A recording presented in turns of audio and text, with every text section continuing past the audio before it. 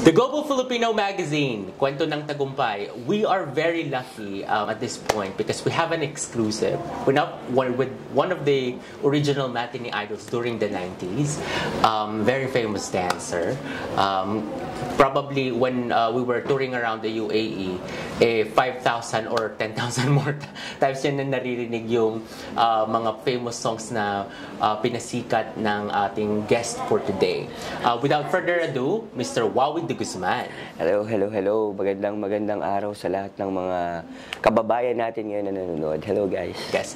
Maraming salamat po for joining us today. Kasi po, recently I believe you had an event which is Wow Zumba Wow. You joined us here in the UAE. Na-meet nyo po yung mga zines natin, yung mga ating mga Zumba instructors as well.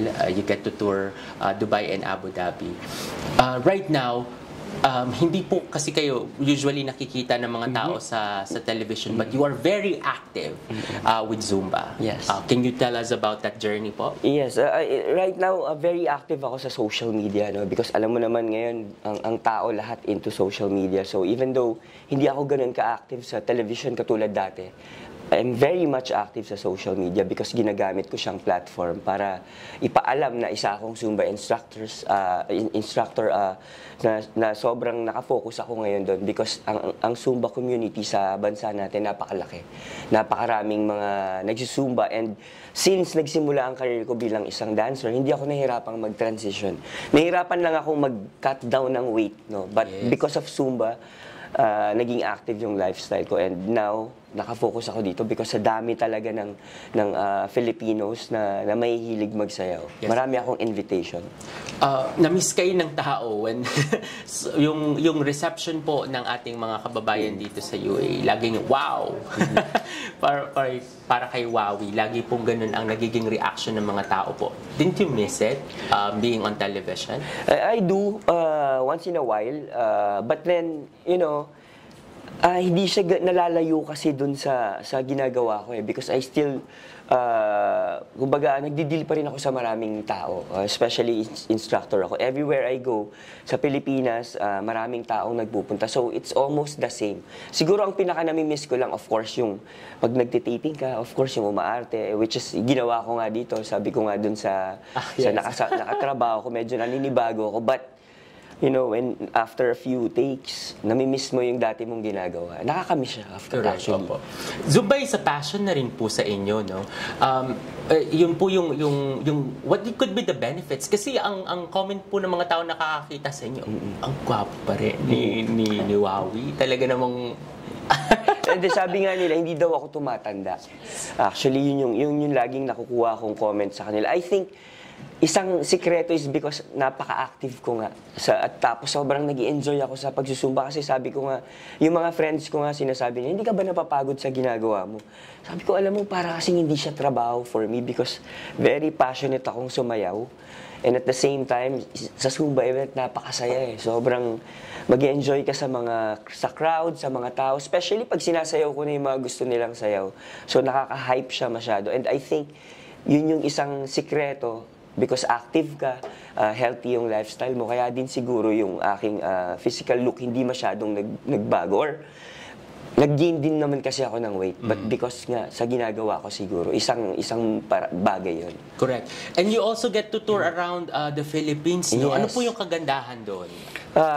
You know, sabi ko nga palagi, napaka-swerte ko sa ginagawa ko ngayon because of course nako-compensate ka sa pagsusumba, and at the same time free yung travel mo. Ito, hindi ko na-imagine na makakarating ako dito sa Abu Dhabi, sa Dubai, na makakalibot ako at makakain ng mga authentic food. Sobrang yung perks ng pagiging instructors, celebrity instructor, isang malaking bagay din kasi of course, kilalang kilala tayo dahil bukod sa pagiging dancer, nag-artista din naman ako. And up until now, nagbe-benefit ako. And yun yung isang sabi ko napaka-swerte nga.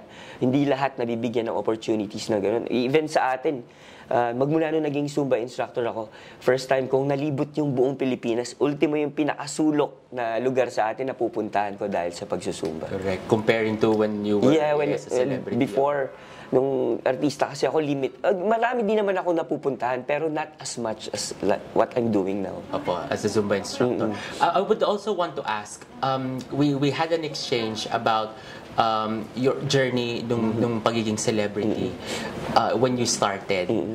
Can you share that to us? Because I thought that is very beautiful po. Lahat kasi nung mga nangyari sa akin, hindi ko siya pinangarap or pinlan, no?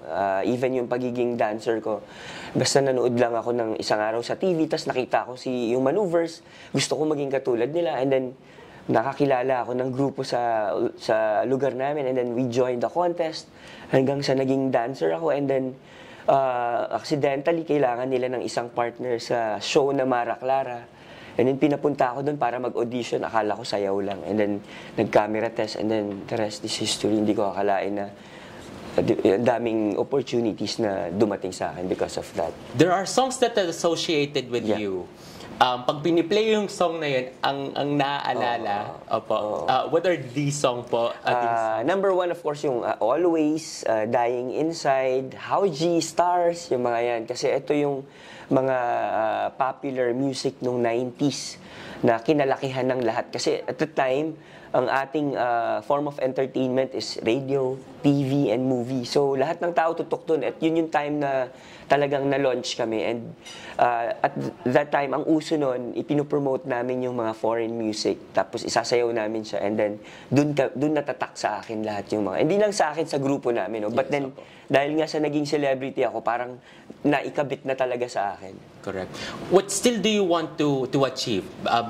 Given that you are doing Zumba right now, ano pa po yung mga gusto nyong...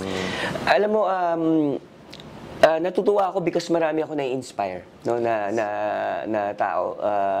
I hope na maipasa ko sa anak ko yung ginagawa ko because bata pa kasi yung anak ko.